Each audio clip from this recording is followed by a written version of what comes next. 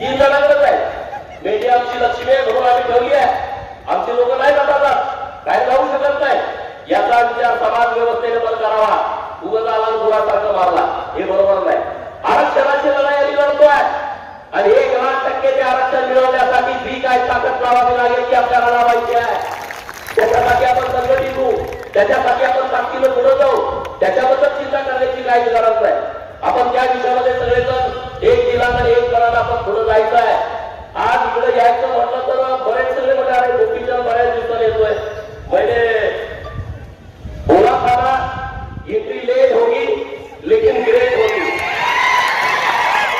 जिंदगी जीते हैं हम शान से, जिंदगी जीते हैं हम शान से, तभी तो दुश्मन जलते हैं हमारे नाम से, तभी तो दुश्मन जलते हैं. आपल्याला काम करावं लागेल. अरे ममता बॅनर्जीची 15 वर्षाची सत्ता ती कुणाला जुमानत होती सत्ता. आज ती सत्ता राहिली का? त्यांचे खासदार 20 एनडीए मध्ये सामील झाले. 80 पैकी 60 आमदार त्यांनी वेगळा गट स्थापन केला. विचार करा ममताची सत्ता जाऊ शकते. एका साध्या आमदाराला तुम्ही कशासाठी टेन्शन घेताय? कशासाठी काळजी करताय?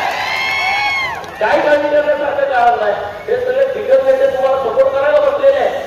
अहिल्यादेवींचे एवढ्या मुत्सदी होत्या तेव्हा राघोबा दादा त्यांच्यावरती ताल करून